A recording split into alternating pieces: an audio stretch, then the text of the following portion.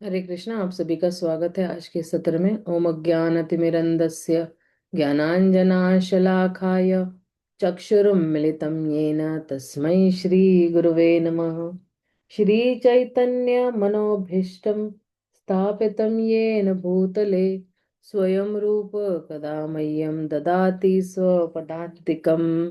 नमो विष्णुपदाय कृष्णपृष्ठाय भूतले श्रीमते भक्तिवेदांत स्वामिनिति नामिने।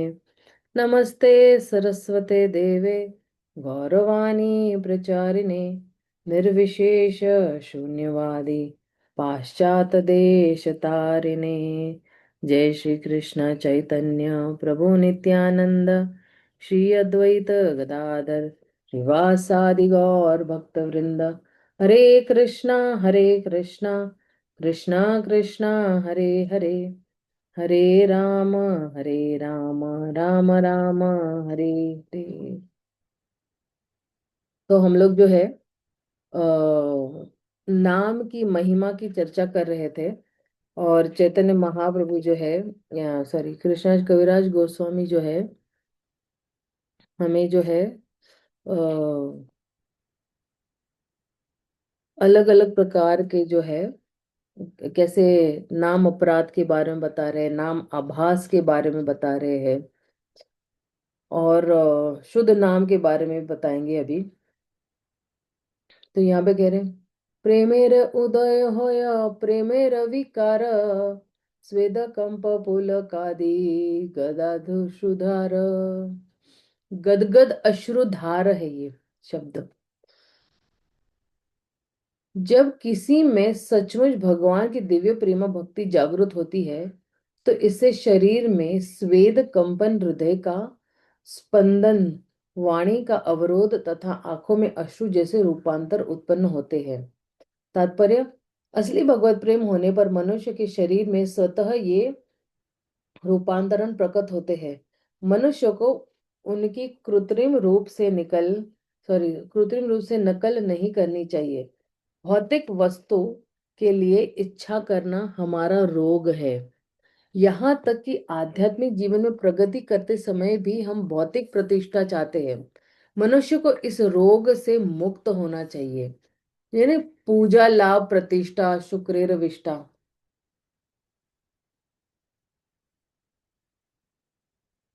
शुद्ध भक्ति तो अन्य अभिलाषिता शून्यम, अर्थात किसी भौतिक वस्तु की इच्छा से रहित होनी चाहिए।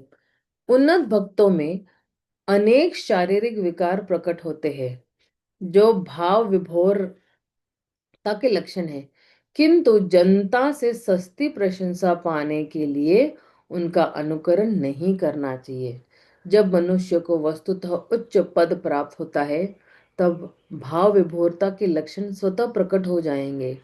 उसे उनकी नकल करने की आवश्यकता नहीं रहती है। और ये वाला भी श्लोक मैं ले लेती हूँ और इसके बाद जो है हम देखते हैं आगे का। हम्म। अनायासे भवक्षय कृष्णे रसे वन एक कृष्ण नामेर फले पाई एत धन।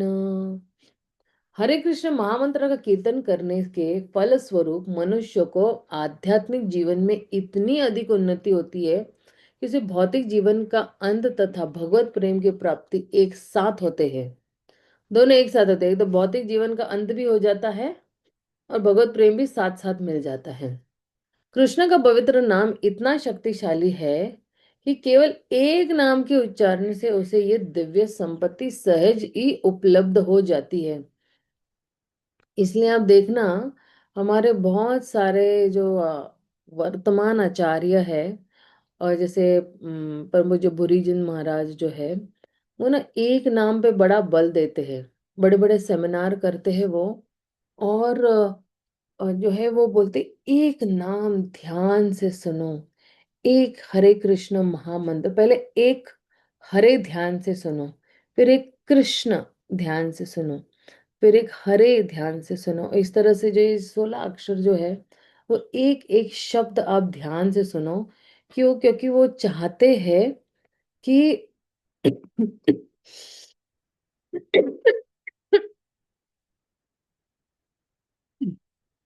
क्षमा कीजिए। वो चाहते हैं कि ये दिव्य संपत्ति हम सभी को सहज ही उपलब्ध हो जाए। एक शुद्ध नाम से करोड़ों जन्मों के पाप दूर हो जाते हैं। हालांकि ये एक शुद्ध नाम पर आना भी मैं बताऊंगी अभी कि कैसे धीरे धीरे आ सकते हैं।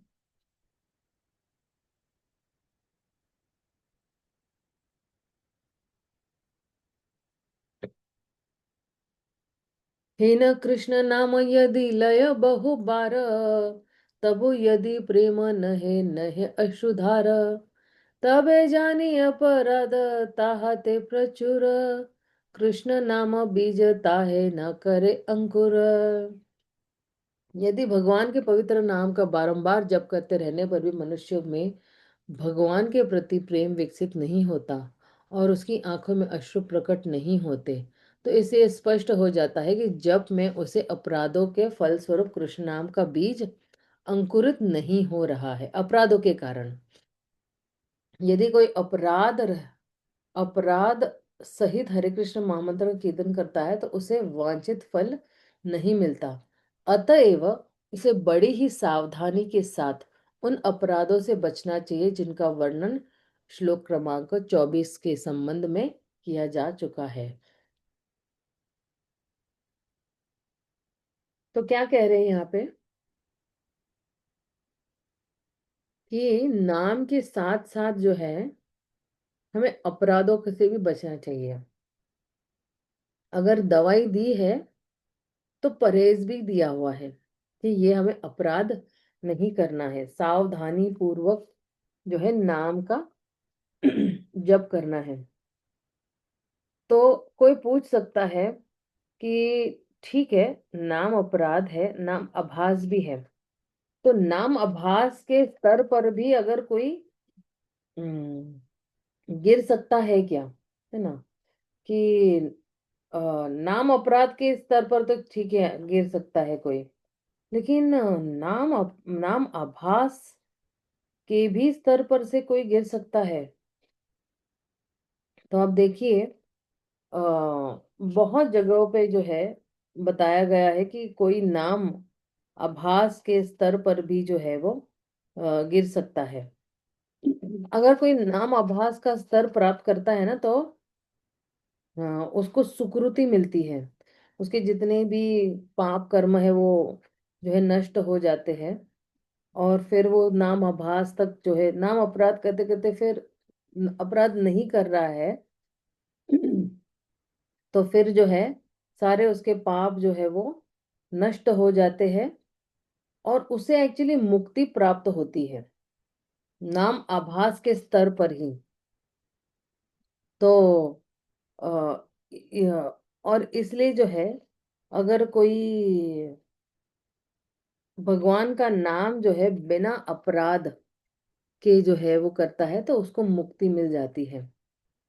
तो फिर जो है अ, हम्म लेकिन जो है नाम अपराध और नाम आभास के बाद जो शुद्ध नाम आता है, जो प्रेम का स्तर है, वहां पे एक्चुअली जो है वहां पे गुरु की कृपा की जरूरत होती है। और इसलिए जो है देखिए अजामिल को भी नाम आभास मिल गया, उस वक्त तक गुरु की जरूरत नहीं थी, उसने केवल नारायण का नाम लिया और वो नाम आभास के स्तर पर पहुंच गया। लेकिन शुद्ध नाम के लिए जो है प्रेम के लिए जो है ये प्रेम का स्तर पर पहुंचने के लिए फिर गुरु कृपा चाहिए। तो जब तक जो है हम गुरु स्वीकार नहीं करते या गुरु हमें स्वीकार नहीं करते तो हमें उस प्रेम के स्तर पर हम पहुंच ही नहीं सकते। और जब तक हम प्रेम के स्तर पर पहुंचेंगे तो हमारे आंखों में से अश्रु नहीं आएंगे। हालांकि अश्रु जो आना है या कंपन होना ये स्वाभाविक है, नाम का ही एक्चुअली एक परिणाम है। तो इसलिए जो है कोई अगर जो है नाम आभास के स्तर पर है तो फिर भी ये थोड़ा जो है वो सतर्क रहने की जरूरत है नाम आभास के स्तर पर भी, कि जो है उसको जो है वो सावधानी पूर्वक जो है वो भगवान के नामों का जप करना है। देखिए जब कोई शुद्ध नाम पर पहुंच जाता है ना तो फिर वो नीचे नहीं गिरता है, क्योंकि शुद्ध नाम का जो है प्रभावी ऐसा ही है। शुद्ध नाम जो है भगवान से अभिन्न है, और भगवान तो है पूर्ण प्रेम से भरे हुए हैं। इसलिए जो नाम आभास के स्तर पर भी कोई जो है वो गिर सकता है। अब आप पूछोगे कि नाम आभास के स्तर पर भी अगर कोई जो है गिर सकता है, तो देखो, नाम अपराध जो है वो स्तर कौन सा है? ऑलरेडी गिरा हुआ स्तर है। लेकिन जो नाम आभास जो है वो बिल्कुल बोलते ना कि शुरुआत ही है। लेकिन जो है अम, अम, ये जो नाम आभास के स्तर पर जो मुक्ति मिल जाएगी, अ, हमारे प्रारब्ध भी कट जाएंगे सारे। लेकिन ये बहुत ही बोलते ना कि डेंजर वाला जो है वो स्तर है। क्योंकि अगर आपने यहाँ पे नाम आभास में अगर किसी ने अपराध किया, तो फिर जो है वो बिल्कुल नीचे गिर जाएगा, फिर उसका ऊपर उठने का फिर सवाल नहीं आता है। मतलब नाम आभास के स्तर पर कोई अपराध कैसे कर सकता है? मान लो कि वो किसी असाधु के साथ, असत व्यक्ति के साथ जो है संग करेगा, तो निश्चित रूप से क्या करने वाला है? अपराध ही करने वाला है।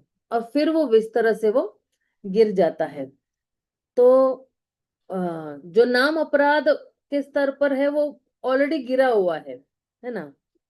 तो फिर से और कैसे गिरा हुआ हो सकता है वो? तो कहते हैं कि नाम अपराध जो है,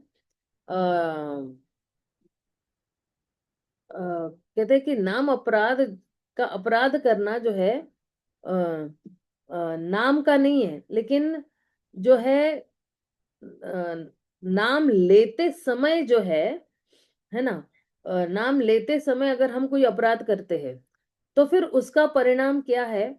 कि हम जो है गिर जाएंगे, तो और कहाँ गिरेंगे फिर? हम नरक योनियों में गिरेंगे। तो देखिए, अगर कोई नाम आभास के स्तर पर अगर पहुंचता है, तो धर्म अर्थ काम मोक्ष वहां पे है, तो हमें मोक्ष मिलता है। तो जो है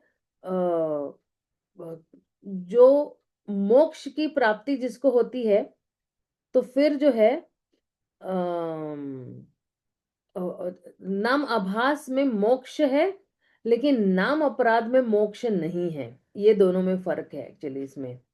तो फिर जो है, इसलिए अगर हम कोई जब हम नाम जप कर रहे हैं और उसके अंदर कोई इच्छा कर रहे हैं, तो फिर वो इच्छा जो है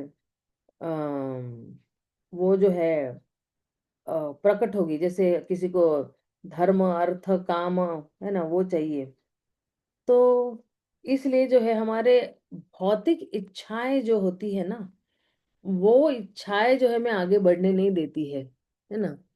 और हालांकि हमारी भौतिक इच्छाएं पूरी हो जाएगी, ऐसा नहीं कि नहीं होगी। जैसे भरत महाराज भी जैसे कैसे है कि वो भी बहुत भाव के स्तर पर पहुंचकर नीचे गिर गए थे, है ना?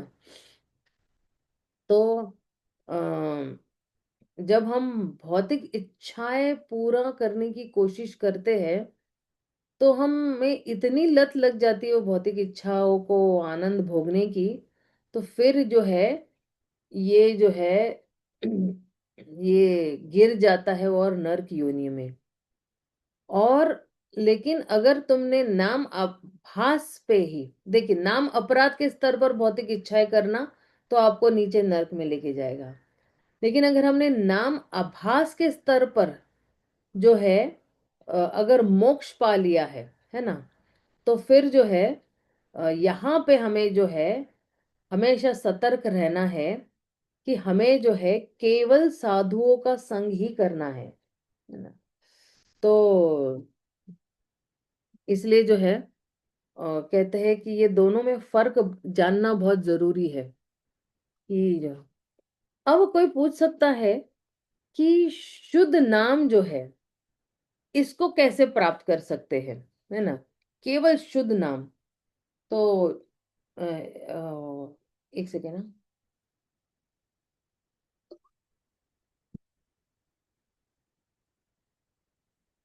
तो कहते हैं अ, हरे कृष्ण माता जी। हाँ प्रभु जी। माफी चाहूंगा माता जी टोकने के लिए।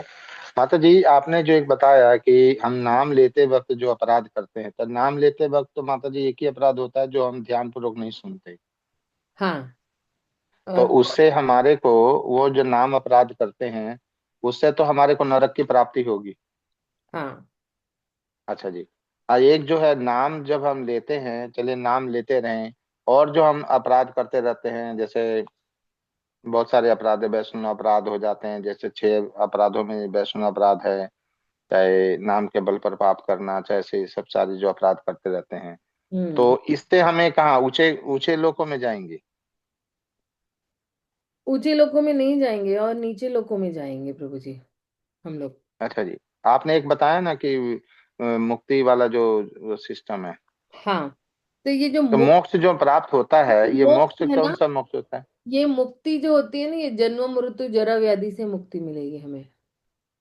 जो मोक्ष होता है ना, तो हाँ ये जी, हाँ जी। है अ, जन्म मृत्यु जरा व्याधि। अब कोई पूछ सकता है कि क्या सायुज्य मुक्ति भी मिलेगी, क्या तो कहते हैं कि मुक्ति जो है मुक्ति मतलब क्या, कि ये सब भौतिक इच्छाओं से भी मुक्ति मिलेगी, असत संग से भी मुक्ति मिलेगी, असाधुओं से भी मुक्ति मिलेगी, और आप हमेशा जो है वो साधु के संग में रहोगे और भगवान के नामों का जप करते रहोगे। देखिए, अपराध रहित माला करना मतलब क्या, कि आप हमेशा भय से मुक्त हो जाओगे। बहुत मुक्ति का बहुत सारे मतलब है, इससे मुक्त होना, उससे मुक्त होना, मतलब मुक्ति। तो नहीं तो कितना सारा भय रहता है ना। तो ये 5 तरह की जो मुक्तियां माता जी, ये नहीं मिलती इसमें?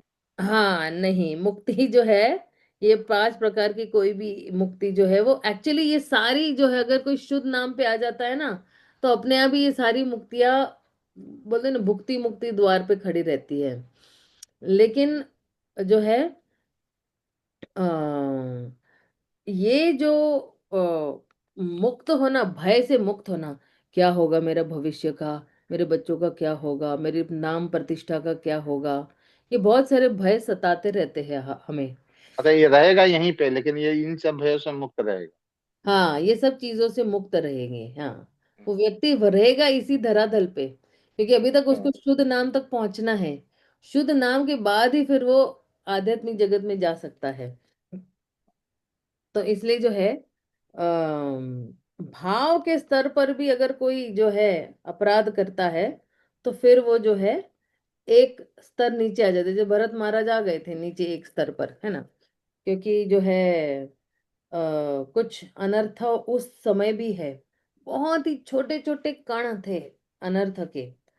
तो इसलिए जो है, जब पूरी तरह से जब वो कहते हैं ना उखाड़ नहीं दिया है उसको, पूजा लाभ प्रतिष्ठा ये बार बार आते रहेंगे। और जो है लोग हमें साधु साधु बुलाएंगे, बड़े बड़े मालाएं पहनाएंगे, दंडवत प्रणाम करेंगे, इतना पैसा, है ना। लेकिन जो है ये भी एक्चुअली एक अनर्थ ही है। अगर हमें जो है इसमें इसकी लत लग जाती है, तो फिर ये अनर्थ हो जाए, अनर्थ रहेगा फिर।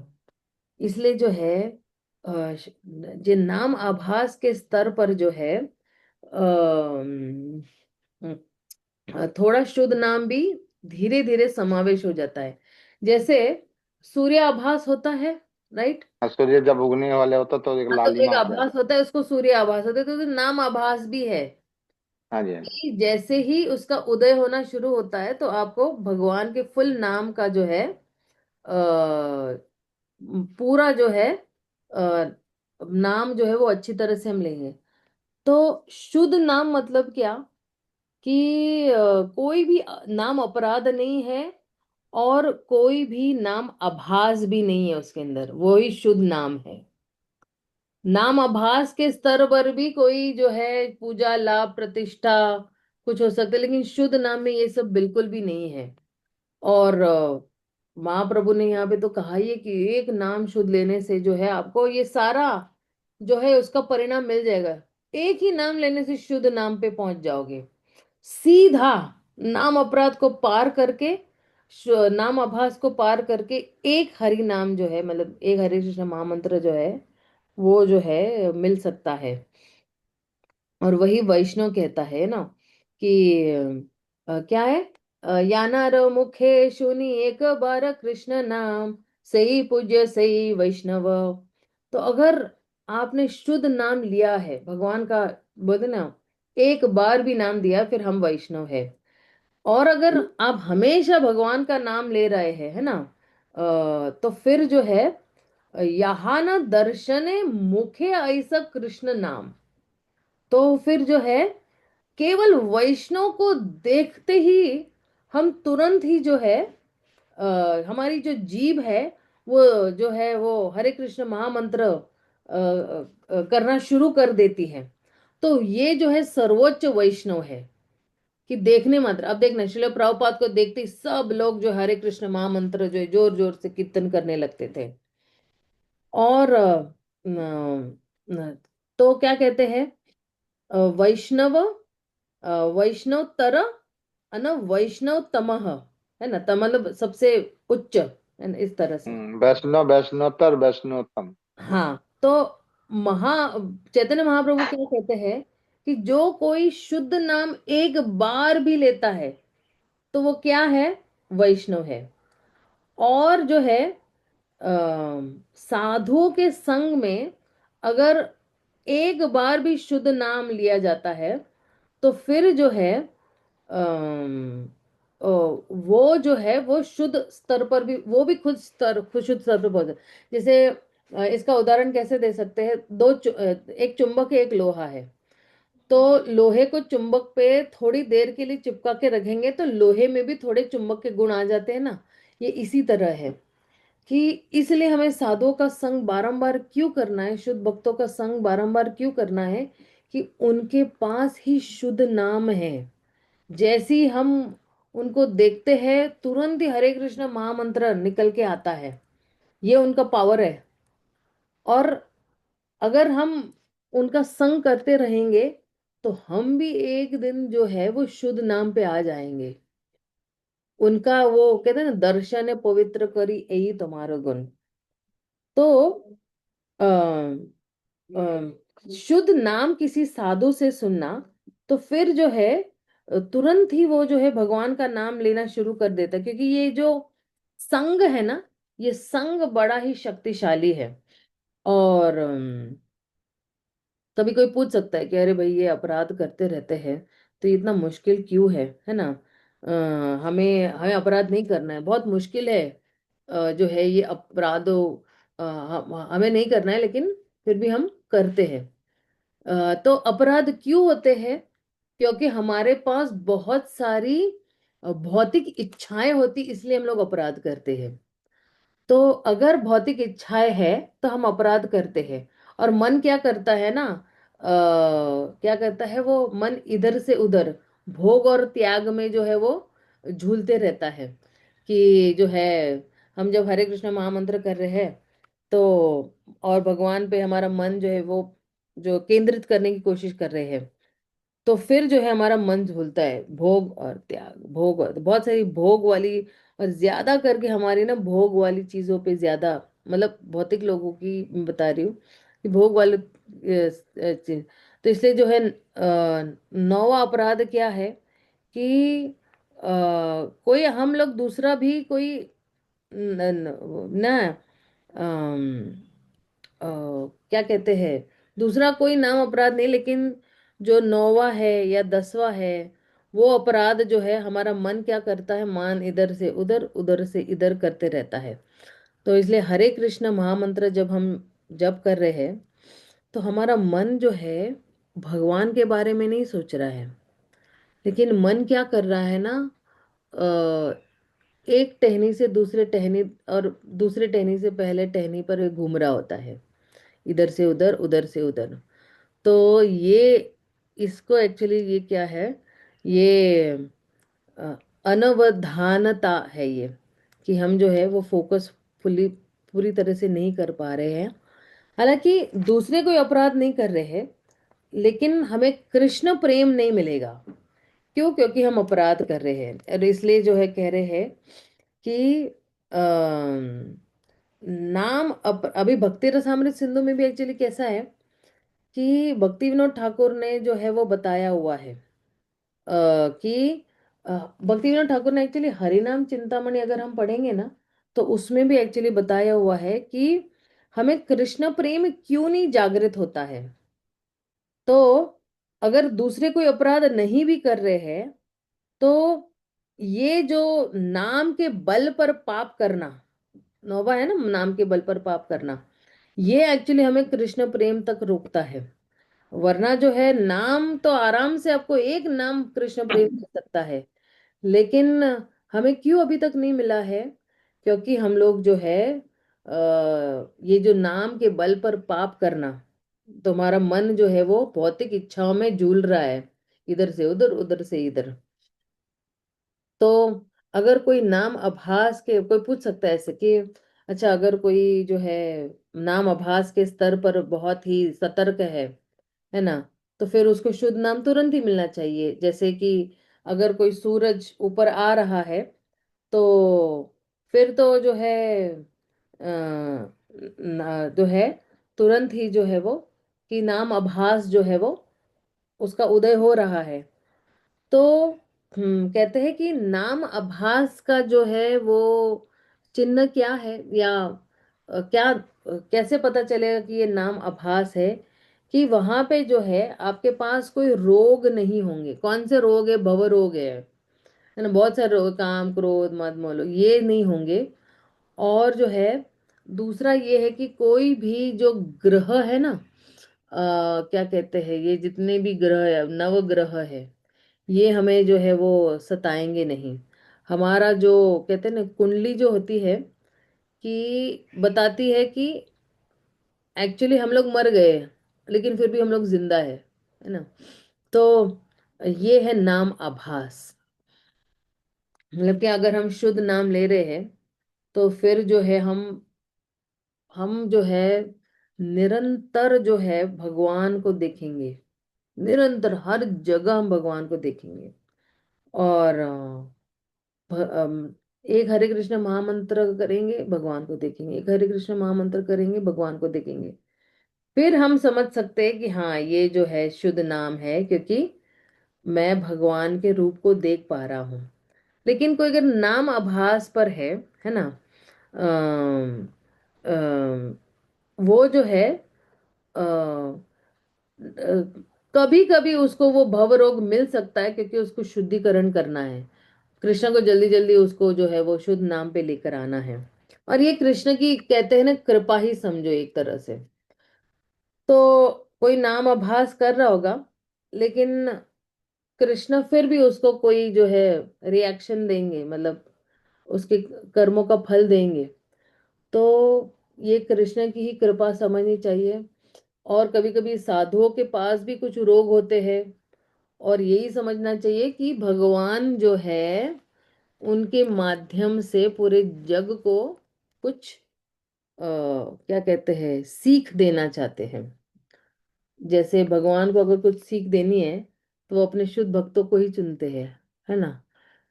जब भगवत गीता सुनानी थी तो अर्जुन को चुना था। जब भागवतम सुनाना था तो परीक्षित महाराज को चुना था, है ना। विष्णु सहस्त्र नाम तो भीष्म देव को चुना था। इस तरह से। तो कोई पूछ सकता है कि अच्छा माता जी, आपने जो है नाम अपराध नाम आभास बहुत बहुत अच्छी तरह से बताया है, लेकिन शुद्ध नाम किस तरह से हम पाएंगे? तो अम, अम, ये जो शुद्ध नाम है ना, केवल जो है ज्ञान, और जो है ये जो जो कर्म कांड है, या जो भी हम लोग ना तपस्या करते हैं ना, तो आप देखना, कहते हैं केवल शब्दे पूर्णापि निश्चय करण, ज्ञान योग तप कर्म आदि निर्वाण।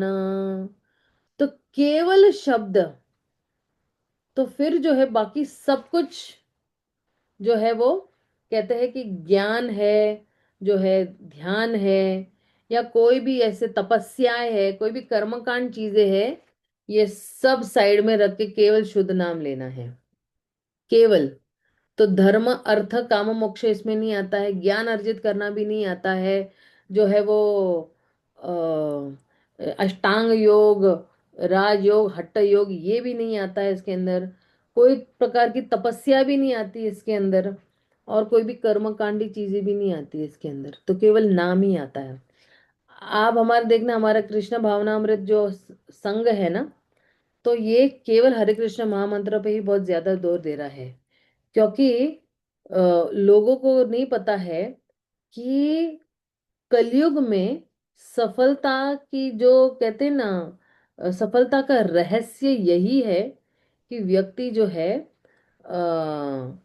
जो है केवल शुद्ध नाम में ही जो है रुचि ले।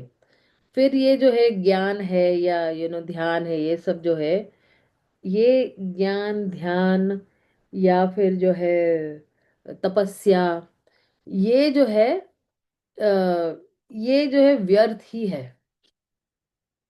व्यर्थ मतलब कि आप अपना समय गवा रहे हैं।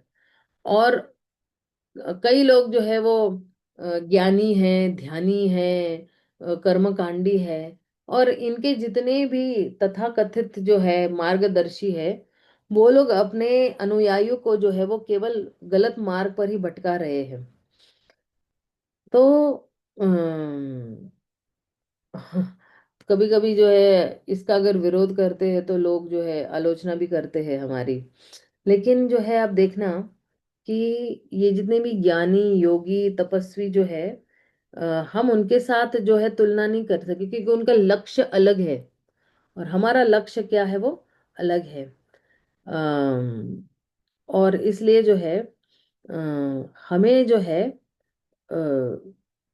आप देखना कि जो कोई भी जो है दूसरा मार्ग चुनता है तो उसको जो है वो उसका उद्धार नहीं होता है। और इसलिए कहते हैं हरेर नाम हरेर नाम एव केवलम, है ना। और एक जगह पे और भी लिखा हुआ है, क्या है, क्या है वो श्लोक, अन्यथा ये माने तार, नाही कनिस्तार, नाही नाही नाही ए तीन एव कार। तो आप देखना कि 3 बार इसकी इसके नाही नाही नाही, है ना, कि भाई जो है साक्षात्कार करने के लिए केवल जो है दूसरा कोई मार्ग नहीं है, केवल भगवान के नामों का उच्चार करना है। और जो है त्रिनादपि सुनी चेन तरोरपि सुन जो है ना, है ना, जो है अगर किसी को जो है भगवान के नामों को उच्चारण करना है तो उसे बहुत ही विनम्र होना है, और कोई भी स्वतः की कोई इच्छा नहीं होनी चाहिए, पूजा लाभ प्रतिष्ठा, है ना। और जो है अमानी मन मान देना कीर्तनीय सदा हरि, है ना। अमानी ना मान देना, अपने लिए मान नहीं मांगना है लेकिन मान देना है ना। और कीर्तनीय सदा हरि रहना है। और फिर तरोरपि सहिष्णु नाम, तो जो है जैसे एक तरोर है यानी पेड़ है, वो कैसे सहनशील है। अगर कोई उसे चिल्लाता है, उसके ऊपर भौंकता है कुत्ता, या उसको कुछ भी भला बुरा कहता है, फिर वो बेचारा ने क्या उधर के उधर ही खड़ा, ये नहीं कि भाग जाएगा पेड़ वहां पे। उसी तरह जो है हमें भी जो है, अगर कोई ऐसा कुछ हमारे साथ भी करता है तो हमें प्रतिसाद नहीं देना, यानी उसको सामने जवाब नहीं देना है और उसे कुछ भी नहीं बोलना है। तो वो अपमान पी जाने जैसा है, बहुत सहनशीलता चाहिए इसके साथ।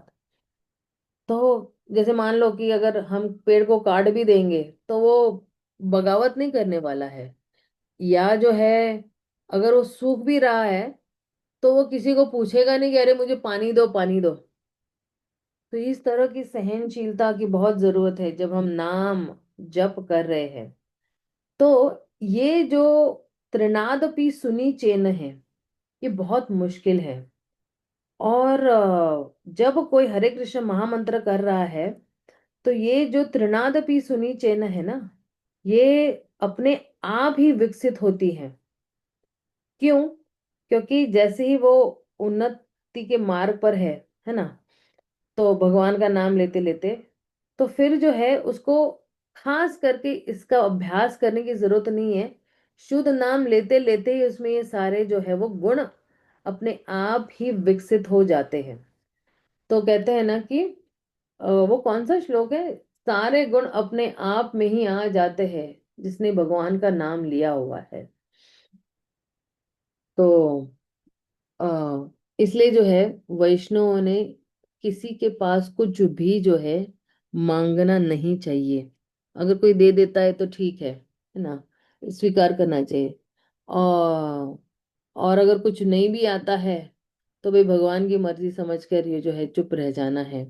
या अम, जो कुछ भी आसानी से मिल जाता है खाने के लिए, तो आसानी से जो है वो पा सकता है। फिर मेरी सिस्टर है ना, कल एक कहानी बता रही थी, उसने जो सुना था।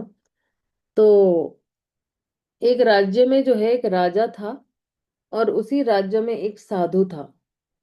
और वो साधु जो है वो कैसे जी रहा था कि वो अगर अपनी कुटिया से बाहर निकले, जो पहला व्यक्ति उसे मिलता है और अगर वो उसे कुछ खाने के लिए दे देता है, वो खाएगा, भिक्षा मांगेगा, वो देता है तो खाएगा, वरना नहीं खाएगा, पूरे दिन ऐसे ही भूखा रहेगा।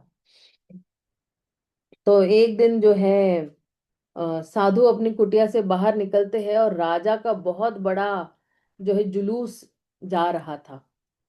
तो उसने बोला कि चलो, मुझे राजा ही दिखाई दिए तो राजा से ही भिक्षा मांगता हूँ। और उस राज्य का राजा था ना, वो बिल्कुल दुष्ट राजा था।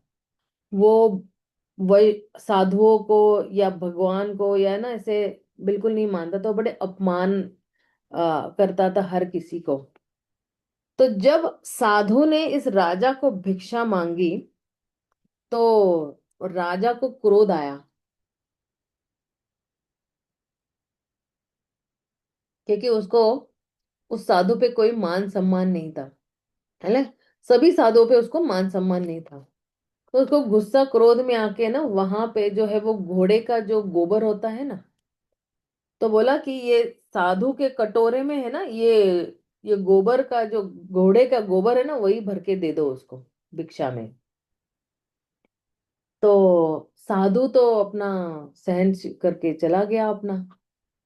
अब जो है एक दिन ऐसा हुआ कि जब राजा जंगल में जाता है ना, तो वो जो है अपने सामने एक बहुत बड़ा घोड़े का गोबर का बड़ा पहाड़ देखता है। कोई सोच सकता है ना कि अरे, घोड़ा ऊपर चढ़ के कैसे जो है अपना गोबर गिरा सकता है, इतना बड़ा पहाड़ पे, वो भी। तो ये जो है राजा जो है वो बड़ा ये हो गया, क्योंकि उसका मार्ग ही वो उधर से जाना था उसका, तो वो रोक लिया उस घोड़े के गोबर ने। अब जो है ये सोचने लगा कि ये क्या है, ये कैसे हो सकता है। फिर जो है ओ, किसी ने बोला कि जो ये साधु है ना, आपको बताएंगे। तो वो साधु के पास जाता है। तो साधु के पास जब जाता है, तो देखता है कि क्योंकि इसने बहुत साधुओं की निंदा भी की होती है, तो कह रहे हैं कि तुमने जितनी साधुओं की निंदा की है, ये इसलिए जो है इतना बड़ा पहाड़ तुम्हारे सामने आया हुआ है, और ये भी आपका पीछा नहीं छोड़ने वाला, आप जहाँ जाओगे ऐसे ही पहाड़ दिखोगे। तो वो साधु को पूछता है कि इसका उपाय क्या है, ये वे कैसे जो है क्या कहते हैं, इससे मैं छुटकारा पा सकता हूँ, बहुत ही मुश्किल है। तो फिर जो है वो पूछता है, तो साधु एक्चुअली बताते हैं कि अब जो है अ, आपने तो लोगों की निंदा की, इसलिए जो है आपके पास इतना बड़ा पहाड़ आ गया है। अब जब लोग आपकी निंदा करेंगे तो ये पहाड़ कम होता जाएगा, तो ऐसे लोगों को ढूंढो जो आपकी निंदा करें। तो महाराज ने क्या किया, वो जो राजा ने क्या किया कि ऐसी परिस्थितियां निर्माण की कि लोग उसकी निंदा करना शुरू करें। तो जैसी निंदा करना शुरू किया, तो गोबर का पहाड़ कम कम कम होता गया। लेकिन एक जो है ना वो जो फल वाली की फल की टोकरी होती है ना, बड़ी वाली, वो उतना फिर भी रह जाता है। तो राजा बोलता है ये फिर भी टोकरी रह गई है। तो साधु कहता है कि आपके राज्य में एक ऐसी तपस्विनी है जो क्या कहते हैं, जो तपस्विनी है जो किसी की निंदा नहीं करती है। अगर किसी की निंदा करती है तो फिर ये टोकरी जो है ये गायब हो जाएगी, मतलब इतना टोकरी जितना बड़ा ये जो गोबर पड़ा हुआ है ये गायब हो जाएगा। तो फिर जो है राजा भेष बदल के उस तपस्विनी के पास जाते हैं और जाके बताते हैं, मतलब उसके साथ बातचीत है ना, पता है क्या हुआ कल, पता है राजा ने क्या किया कल। तो वो जो है तपस्विनी बोलती चुप, बिल्कुल चुप हो जाओ, तुम बिल्कुल किसी के बारे में कुछ भी नहीं बोलोगे। जैसे नहीं कोई आता है अगर किसी की चुगली करने आता है हमें, या हम बड़े हाँ क्या हुआ क्या हुआ क्या हुआ क्या हुआ, लेकिन जब भी अभी कभी ऐसे ना क्या निंदा का हम सुनते हैं ना, तो हमें वो गधे का गोबर, सॉरी गाय का, सॉरी गाय का गोबर भी नहीं भाई, वो घोड़े का गोबर याद आना चाहिए हम लोगों को। तो बोलती चुप चुप, बिल्कुल भी कुछ भी मत बोलना, हम कोई भी जो है वो सुनेंगे नहीं, वरना ये हो जाएगा कि सारा जो है, जो गोबर जो तुमने फैलाया हुआ है ना, वो मेरे पास आ जाएगा ये गोबर। तो वो तपस्विनी को सब पता था कि ये राजा ने क्या किया और ये गोबर के बारे में और सब कुछ उनको पता था। लेकिन अब जो है अ, लेकिन अब जो है तपस्विनी ये बोलती है उसको, राजा को, कि अगर तुम्हें इस टोकरी के गोबर से जो है, अगर इसको ये करना है, तो मैं तो निंदा नहीं करूंगी, आपके राज्य में जो कोई आपकी निंदा करेगा वो ऐसा व्यक्ति ढूंढो, लेकिन मेरे सामने जो है कोई निंदा नहीं करनी है। तो वो अभी वो टोकरी कम ही नहीं होगी, जब तक निंदा नहीं होगी राजा की तब तक वो कम नहीं होगी। तो म, आ, तो फिर जो है राजा ढूंढता है ढूंढता है और एक व्यक्ति उसको मिल जाता है, और वो उकसाता है उसको निंदा करने के लिए। और जब जैसे ही वो उकसाता है वो पूरी टोकरी खत्म हो जाती है। एक्चुअली देखिए कहानी से एक्चुअली हमें क्या सीख मिलती है, कि जब हम सूक्ष्म रूप से हम निंदा करते हैं तो हम मजे ले रहे होते हैं किसी को भी नीचा दिखाने में। तो आ, और एक का दो, दो का चार, चार का छह करके बताते हैं। बात होगी एक लाइन की, लेकिन उसमें बहुत मिर्च मसाला डाल के जो है हम बताते रहते हैं। और इसलिए जो है कहते हैं कि ये जो अपराध है, निंदा, निंदा करना, ये सबसे बड़ा अपराध है। और ये निंदा कहाँ तक पहुंचती है, ये निंदा गुरु और कृष्ण तक पहुंचती है। मतलब क्या, कि एक दिन हम गुरु की भी निंदा करना शुरू करते हैं और कृष्ण की भी निंदा करना। अरे देखो भगवान ने कैसे बनाया है इस जगत को, कुछ अच्छा ढंग का नहीं बना सकते थे क्या भगवान। ये निंदा है, ये भगवान की स्ट्रेट निंदा है। भगवान को अपना कार्य बहुत अच्छी तरह से पता है कि कैसे सृष्टि का सृजन करना है, निर्माण करना है और उसका संहार करना है। हमें उसके अंदर निंदा करने की जरूरत नहीं है। या गुरु को बहुत पता है, अभी कभी कभी बोले ना, अरे गुरु महाराज को यही मंदिर बना था इतना तो यहाँ पे कूड़ा कचरा है, यहाँ पे तो पूरी बंजर जमीन है, यहाँ पे क्या देख के गुरु महाराज ने जो है यहाँ पे मंदिर बनाया। कोई बोलता है कि अरे क्यों मंदिर यहाँ पे बनाया, कितना दूर है, शहर से बहुत दूर है, शहर से बहुत। अभी कई लोग है ना ऐसी भी टीका करते हैं कि वृंदावन में 50 किलोमीटर दूर तक गुरुकुल बना है। लेकिन आप देखना कि अगर वहां पे अगर मंदिर बना है या वहां पे गुरुकुल बना है, तो कोई ना कोई जो है दृष्टिकोण से बना हुआ है, कि दूरदृष्टि रखना, विजन रखना, कि हो सकता है कि स्कूल वहां पे आया तो वहां पे भी जो है वो बसेरे आ जाएंगे, वहां पे भी लोग रहने आ जाएंगे, सेटल हो जाएंगे, और वहां पे भी एक अपना छोटा सा एरिया बन जाएगा जहाँ पे वहां के सारे बच्चे जो है वो गुरुकुल में भर्ती होंगे। और हमें एक्चुअली गुरुकुल के बच्चे चाहिए। हमें प्रशिक्षण, ऐसे बच्चों को ऐसा प्रशिक्षण देना है कि वो भगवान का नाम ले, उसका प्रचार करे। और इस बच्चों की बड़ी कमी है हमारे आंदोलन में, इसलिए बचपन से ही जो है हमें हमारे बच्चों को ये संस्कार देने हैं। तो कह रहे ये जो अपराध जो है, ये अपराध के साथ नाम जप करना दोनों साथ साथ नहीं होते। अपराध रहित मतलब क्या, कि पूरे दिन में भी, कई अभी तक लोगों को यही था कि केवल नाम लेते समय यानी सुबह के जो 2 घंटे हैं, उसमें हमें जो है कोई अपराध नहीं करना है। लेकिन नहीं, 24 घंटे हमें अपराध नहीं करना है, आजीवन हमें अपराध नहीं करना है। माला के अलावा भी जो 22 घंटे है, उसमें भी अपराध नहीं करना है। वैष्णव की निंदा नहीं करनी है, या जो है किसी को नीचा नहीं दिखाना है, या गर्व नहीं करना, या क्रोध नहीं करना है। क्योंकि हमारे आसपास जो है वो सारे वैष्णव ही रह रहे हैं। और अगर हम थोड़ी चौड़ी बुद्धि से सोचेंगे, थोड़ी चौड़ी बुद्धि से सोचेंगे, कि हम देखेंगे कि हर एक की अपनी एक यात्रा है इस हरे कृष्णा आंदोलन में। कोई जल्दी आता है, कोई लेट आता है, कोई बिल्कुल जो है धीरे धीरे आता है। अभी मुझे याद है एक हमारे थे भक्त, 20 साल के बाद उन्होंने 16 माला चालू किया। प्रोग्राम में शिद्दत से आते थे हर वक्त, 20 साल के बाद उन्होंने भगवान के नाम का माला पकड़ी, 20 साल के बाद। सोचिए, अभी तो दीक्षित भक्त है वो, लेकिन जो है आप सोचिए कि नाम जप जो है कितना सतर्क रहकर हमें नाम जप करना है। और इसलिए जो है ध्यान पूर्वक जप करना इसका उपाय है, ताकि हम जो है माला करने के दौरान भी हम जो है कोई अपराध ना करें, माला करने के बाद भी ना करें। सारी फसाद का जड़ है जब हम ध्यान पूर्वक जप नहीं करते हैं।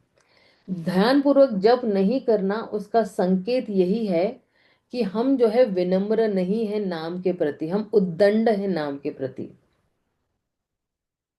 और इसलिए जो है अब ध्यान पूर्वक जप कैसे करना है, बहुत सारे इसके उपाय हैं।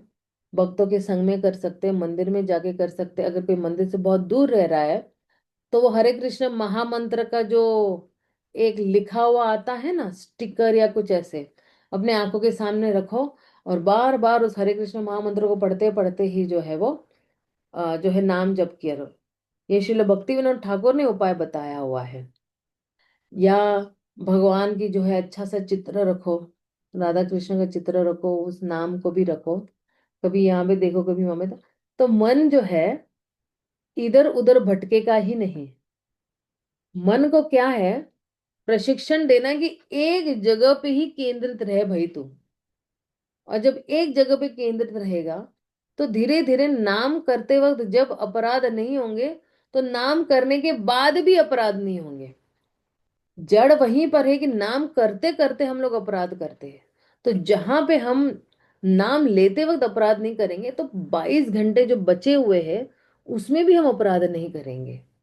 कि हम जो है पूरी चौड़ी बुद्धि लेकर यही चलेंगे कि भगवान का जो नाम है हर कोई ले रहा है, और जैसे भगवान मेरे साथ सहनशीलता बरता रहे हैं, तो मुझे भी दूसरे भक्तों के साथ सहनशील रहना है।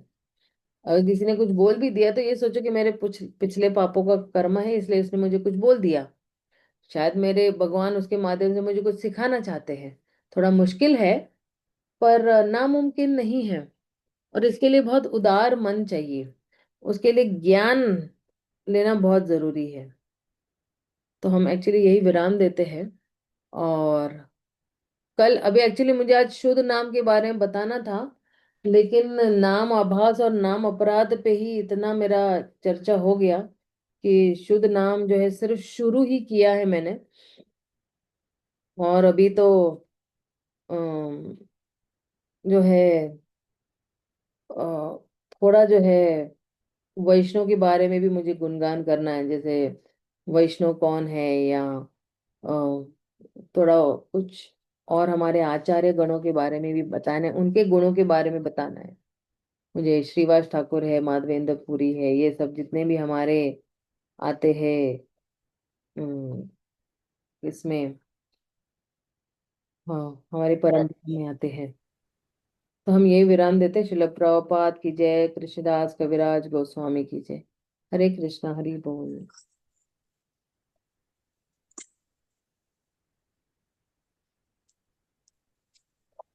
हरे कृष्ण माता जी। हरे कृष्णा माता जी, सादर प्रणाम माता जी, बहुत बहुत धन्यवाद माता जी। हरि बोल। हरे कृष्ण माता जी, आपने निंदा के बारे में बहुत अच्छे से हमें समझाया कि हमें किसी की निंदा करने से हम अलर्ट रहे। नहीं तो हम जो भी महामंत्र कर रहे हैं ना वो सब विफल हो जाता है। मतलब बोलते हैं ना, 99 अच्छे काम करेंगे लेकिन एक निंदा करेंगे, 99 पूरा पानी फिर जाता है फिर, इस तरह से। माता जी तुलसीदास जी ने भी बहुत अच्छा बोला है निंदा करने वालों के लिए। जेनर करे सबकी निंदा, ते चमकादड़ होई। तो हाँ चमकादड़ माता जी मुंह से ही खाता है, मुंह से ही मल त्यागता है, हाँ, बोला राइट। गया तुलसीदास जी ने। थैंक यू माता जी, थैंक यू सो मच। हरे बोल, हरे कृष्ण माता जी। हरि बोल।